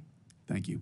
Thank you. Thank you, Senator Budd. I will recognize Senator Wicker, an ex officio member of our committee, which is Latin for so powerful a man, he can go to any committee he wants and ask questions anytime. I look at it differently, Mr. Chairman. I think what you're saying is that I'm the only non-voting member of this committee that's here at this hearing, and I've been at an Armed Services Committee hearing most of the morning. Let me ask about something that happened a long time ago and something that's happening right now. Colonel Gabbard, I was a member of the House of Representatives on 9/11, 2001. As a matter of fact, I was at the Pentagon that very morning when the attacks happened. Where were you when 9/11? We all remember where we were. Yes, I was in Hawaii. There was a 5 or 6 hour time difference. And so when I woke up that morning, it was several hours. And I remember the first thing I saw in waking up was that horrific footage of those airplanes attacking the Twin Towers in New York City. And I think you obviously have read a lot about it during the 24 plus years since that, and most Americans have. There's a general consensus that there was a massive intelligence failure. This caught us all by surprise, even though the World Trade Center had been attacked earlier. Do you think stovepiping was a problem in our intelligence failure? There's no question about it, Senator. Oh, okay. Well, based on your reading, okay. Could you elaborate just Yes, a little? absolutely, Senator. When we looked back at the post 9/11 reporting and the post assessments that were made, it was very clear that there was stovepiping of information and intelligence that occurred at many levels, at the highest but also at the lowest levels, where information that was collected by the FBI, information that was collected by the CIA was not being shared. There was almost ships passing in the night, where if there was an integration of those intelligence elements and information being shared, it is highly likely that that horrific attack could have been prevented. And that's the reason, really, your position was created. There's been some discussion this morning. I have not been able to listen in, but I understand there's been some discussion about reforming the Office of DNI to eliminate redundancy and increase effectiveness. Do you worry that in doing so, we might be getting back to the same problem that we had in 2001?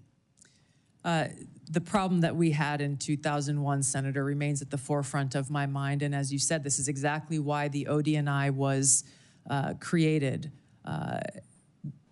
Given my limited vantage point not being in this seat, I am concerned that there are still problems with stovepiping that need to be addressed. And in some cases, my concern would be that unnecessary bureaucratic layers may be contributing to that problem. This is where coming in and being able to really take a fresh look, given my experience and my background, will be essential to making sure that the ODNI is accomplishing the reason why it was created in the first place. Okay, and I have a lot of suggestions about how to make the Department of Defense more efficient also. I would simply caution you before I move on to my other quick question, that as we are trying to eliminate overlaps, that we avoid getting back to the thing that created your agency to start with. Now, let me just ask about anomalous health incidents. I know you're not in the intelligence community yet, but having read, as most of us have, about these Havana syndrome incidents, what is your understanding of that now, and what are your plans? Yeah, Senator, thank you for this question. It's been deeply concerning throughout this period, from the first time this was discovered so long ago to where we are today, that the intelligence community still has failed to identify the source and the cause for Havana syndrome, as it's commonly known, even as many people who are in service are suffering the consequences of it. I look forward, if confirmed as Director of National Intelligence, to addressing this, of course, making sure that those who have been impacted are getting the care that they need and deserve, but getting to the truth behind how and why this has occurred. Are you saying that we're not any closer to understanding where these came from? Based on my understanding, there has not been any definitive reporting from the intelligence community on the source and the cause for these anomalous health incidents. Okay, well, perhaps you'd like to, I could follow up on the record. I'd look forward to that. I think there's some more public information that is recent about that. Thank you, ma'am. Thank you, Senator. Senator Wicker. As I acknowledged at the outset, it is the custom of this committee to allow a follow-up question for senators who remain present at the end of the regular 5-minute round of questions. I remember everyone, this is a follow-up question, not a 5-minute round. We will have Ms. Gabbard in a closed session where each of us will have yet another 5-minute round of questioning. Is there any senator who wishes to be recognized for a follow-up question? Senator Wyden. Thank you very much. Ms. Gabbard, there was an area that I believe is still uncertain, and this is what my question's about. Earlier this week, the Trump administration illegally attempted to withhold federal funds from a broad range of organizations. I'm interested in knowing what you would do if President Trump told you to withhold congressionally approved funds from the Intelligence Community Inspector General.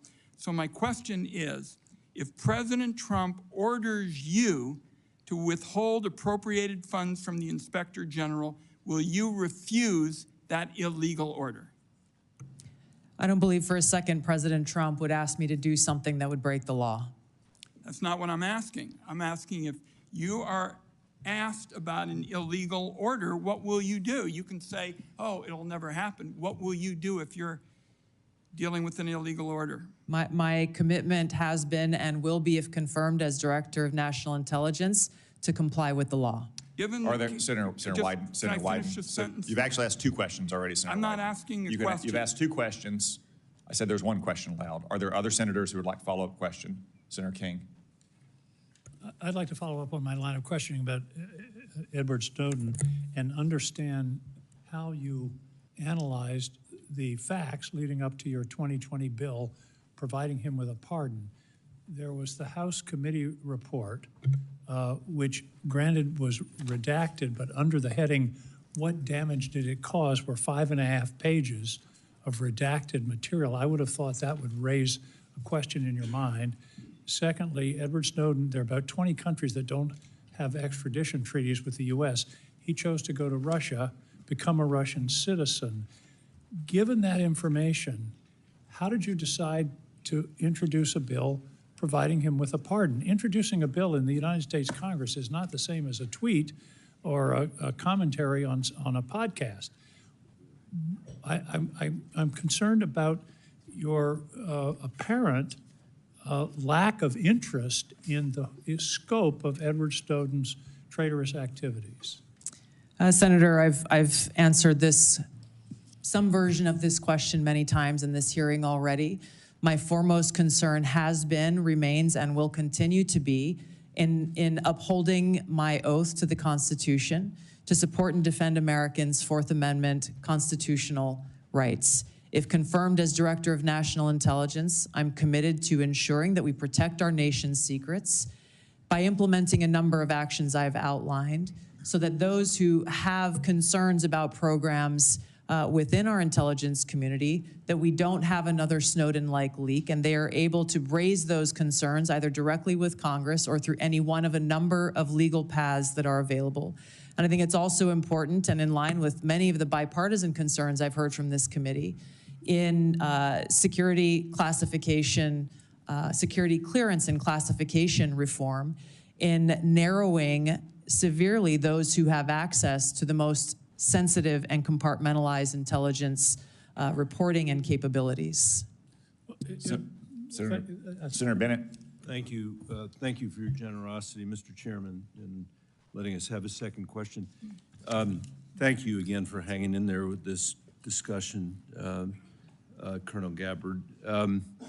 The House Intelligence Committee review of the Snowden disclosures found not only that he was a traitor, but that since Snowden's arrival in Moscow, he has had and continues to have contact with Russian intelligence services.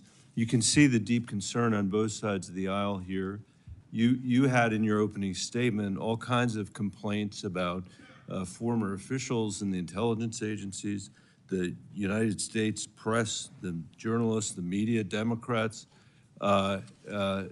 suggested that you weren't being treated fairly when you were coming here. No condemnation at all for this, which leads me to wonder why it is so hard for you to say that Edward Snowden was a traitor to our country. And the question I guess I have for you is how, if you can't say that, you feel that that the concerns that this committee has, then we need somebody here who will actually honor their oath, as you said. Maybe I should make it easier for you. Edward Snowden did not honor his oath to the Constitution, which is what you just said was the most important duty, most important obligation that you have in this role.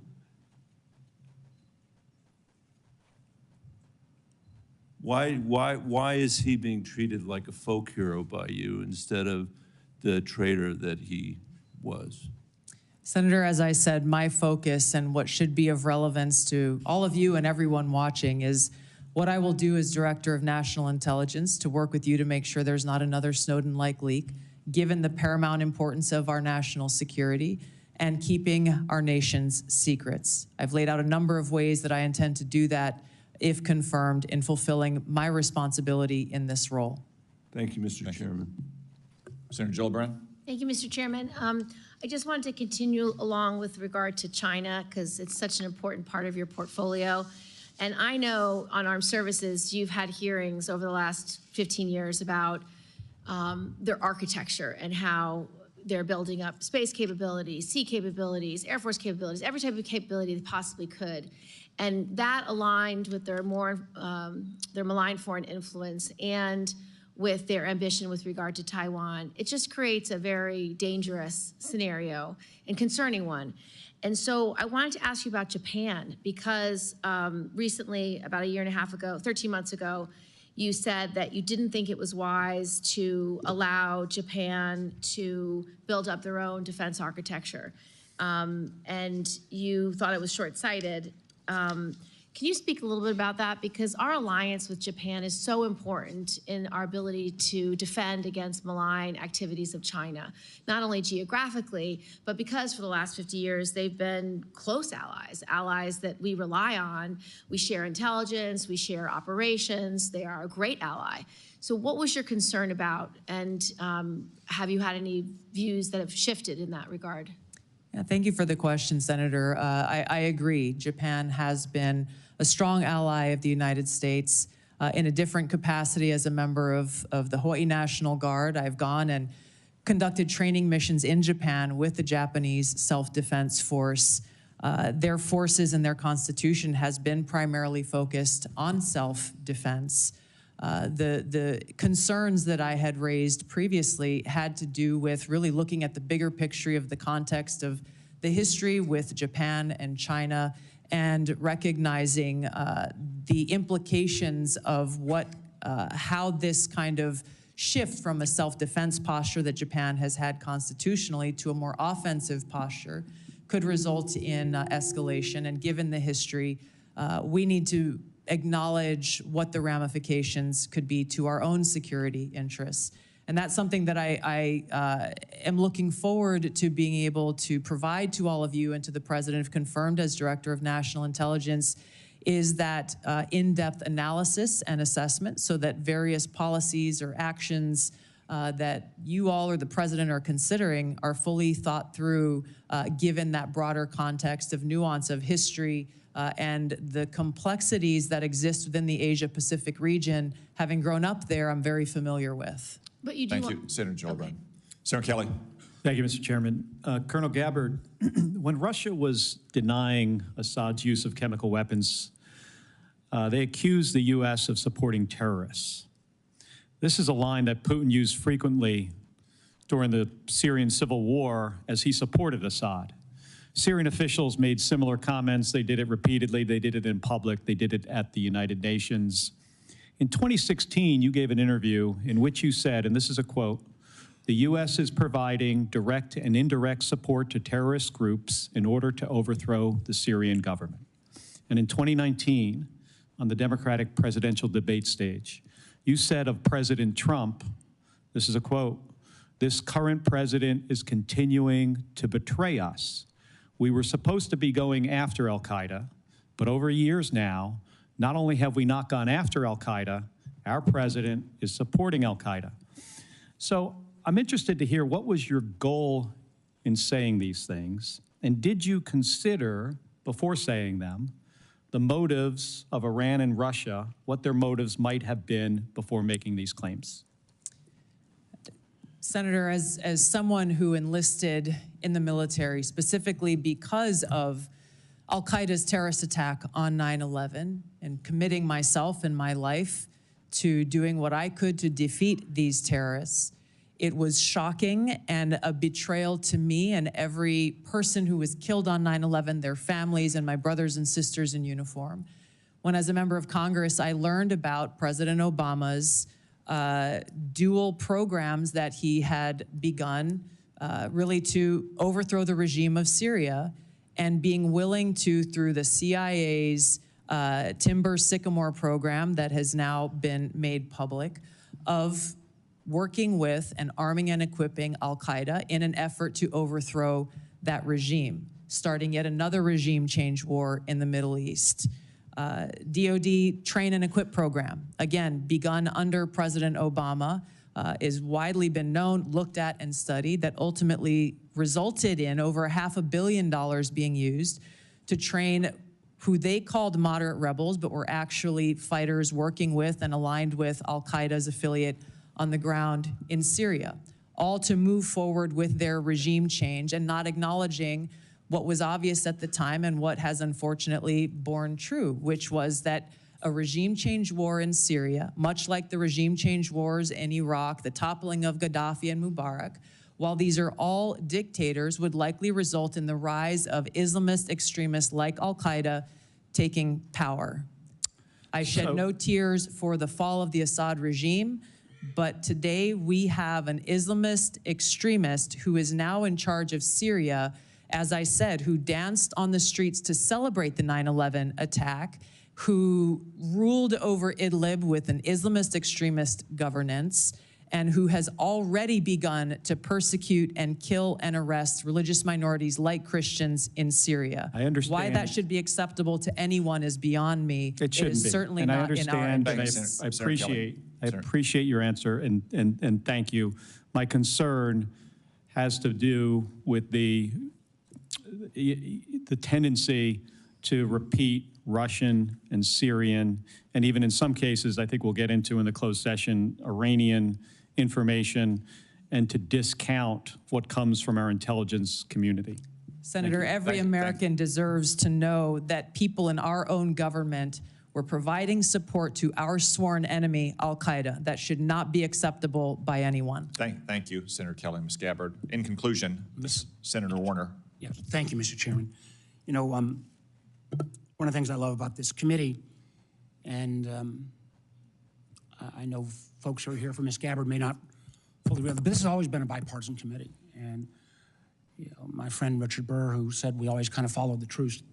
One of the things I was always proud of, and the very challenging Russia investigation was, you know, people would come in, they didn't know whether the staffer was a Democrat or Republican, because we were all looking out for the same thing. Ms. Gabbard, I support and commend you for your service. But we have heard this morning taking some individuals' advice on chemical attacks, not taking American intelligence community that, as we subsequently discovered, had iffy ties, not enough due diligence. We've heard this morning on your trip to Lebanon that you weren't fully aware that the folks who originally paid for the trip had these relations and ties to this Syrian party. I know I've asked you, and I understand on the trip that you said you met with Shia religious figures and you didn't know who were there, who they were. I can understand that, although I can't imagine Shia religious figures that in the Bekaa Valley that didn't have ties to Hezbollah. And we can have a difference of opinion on TikTok. The chairman and I feel very strongly that it is a national security threat. On 702, I'm candidly confused. I thought you answered Senator Wyden, you're in favor of a warrant. Senator Cornyn, I'm thought you backed off of that. And then on Edward Snowden, you won't back off of Brave. You won't back off of your legislation. You won't call him a traitor. And I think, again, about this is being watched by our allies around the world. I think even RT's been tweeting about it today, blasting me. And the men and women of the intelligence community. I don't know how they're going to have confidence that under your leadership, if somebody else stepped out, that you wouldn't take the same position that you've not walked away from on Mr. Snowden. So I guess my last question, and this is one I think was in some of the press, and I believe you and your husband took a trip to Rome last summer, and I'm not talking about the conference. I think you didn't ask who paid for the trip. I just want to get this off the record right now. Not if you and your husband reimbursed, but did you pay for the trip in the outset, or There was a made the booking? nonprofit organization that was coordinating with the Vatican to set up this meeting that was centered around peace and security interests in the Western Hemisphere. I'm not going to go into that. I just paid want for to the trip. just make sure. So you didn't understand your trip was paid for by a gentleman named Pierre Louvarier and the Clementi Foundation? The nonprofit, Okay, my I just say, understanding, there was is paid extensive records paid for the trip. Mr. Louvarier has enormous ties to Konstantin Malovov. I'm mispronouncing his name, but who is somebody that America has sanctioned. I imagine we can get into this in the classified hearing, but again, the due diligence that's required before you take these trips or make these assumptions is something that I find very troubling. Thank you, Mr. Chairman. Thank you, Senator Warner. I would also note that that same New York Times story reported that there's no indication that Ms. Gabbard did anything wrong on that trip. Ms. Gabbard, thank you for your time and for your testimony. Thank you, most importantly, for your service to our nation. As I said at the outset, it's no secret that this nomination has generated more attention and interest than most nominees before this committee. We have received a large number of statements, letters, and other such materials in support of and in opposition to Ms. Gabbard's nomination. I will submit all of those for the record. For the benefit of senators, it is also my intention to hold a committee vote on Ms. Gabbard's nomination as soon as possible. Therefore, for planning purposes, any senator who wishes to submit questions for the record after today's hearing, please do so by close of business tomorrow. That is Friday, January 31st, 5 p.m. Eastern Time. Now, let me explain what will happen next. Committee security and Mrs. Gabbard's security will escort her and her immediate party out of this room through the door behind me. Everyone else will remain seated in this room. The Capitol Police will secure that door so no one else leaves this room until Ms. Gabbard has reached her break room in preparation for the closed session. We will convene in that closed session in approximately 30 minutes at 1:10 p.m. This open session is adjourned.